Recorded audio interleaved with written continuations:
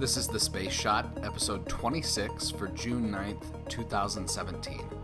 The Not-So-Final Frontier.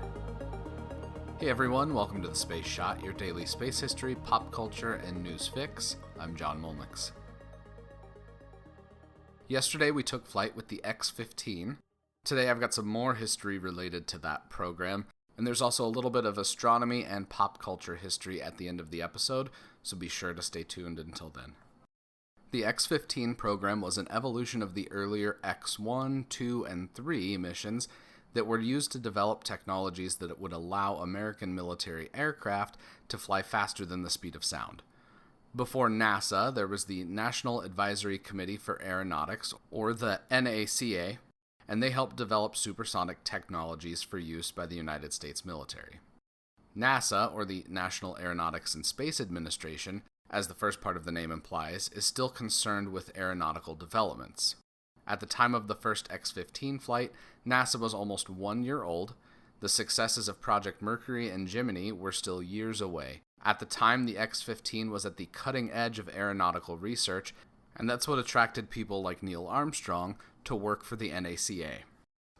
In an interview, Armstrong recalled what brought him to NACA and how he was, quote, most interested in the research airplane series.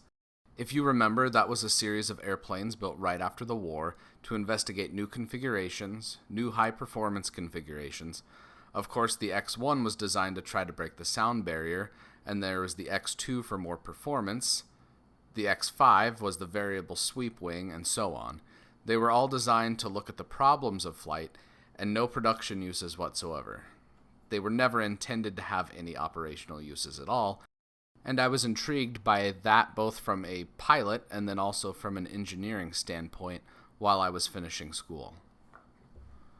Unfortunately for hypersonic flight research, the end of the X-15 program marked the end of hypersonic vehicles until the X-43 and X-51 in the early 2000s. The X-43 was unmanned and attained a top speed of Mach 9.6 after being boosted in flight by a modified orbital ATK Pegasus rocket. For manned hypersonic aircraft, the X-15 still reigns supreme. William J. Pete Knight's 1967 record-breaking flight saw him and his X-15 reach Mach 6.72. On this day in 1812, Johann Gottfried Galle was born. He was the first astronomer to observe Neptune, after receiving a letter from, forgive me for the pronunciation here, Urbain Le Verrier about the planet's predicted position. Galle considered Le Verrier the actual discoverer of Neptune, since it was his calculations on the orbit and mass of the planet that allowed him to view it. Finally, on this day in 1989, the worst of the Star Trek original series movies was released. Star Trek V, The Final Frontier, takes the crew of the Enterprise on a mission across the galaxy with a raving lunatic Vulcan that's searching for God at the center of the Milky Way. While this movie is terrible, the campfire scene between Kirk, Bones, and Spock always makes me laugh. Here's a clip from that. What are you doing? I'm preparing to toast a marshmallow. Oh, I'll be there. A marshmallow.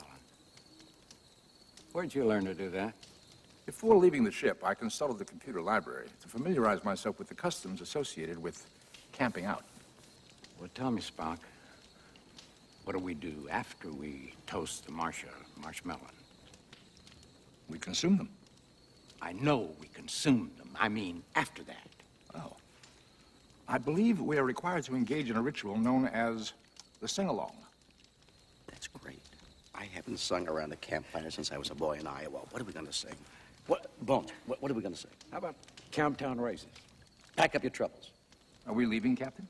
It's a song title, Spock. Moon over Rigel 7. Row, row, row your boat. Row, row, row your boat. I love row. Do you know row, row, row, row, row your boat? That song did not come up in my research, Captain. On a funny note, there was a Kraft-branded marshmallow dispenser that mimicked Spock's marshmallow replicator in that campfire scene. I'll link to a picture of the Kraft marshmallow dispenser in the show notes. Surprisingly, Star Trek V had a great opening weekend in theaters, but once reviews started to come in, it bombed. Tomorrow, we go to Mars with the Spirit rover. I'm grateful that you've taken the time to listen to the show. It would mean a lot if you could leave a review on iTunes and Google Play Music. If you know someone that loves space, history, or pop culture, please share the Space Shot on Facebook, Insta, Twitter, anywhere you connect with your friends and family. I'm John Molnix, and I'll catch you on the flip side.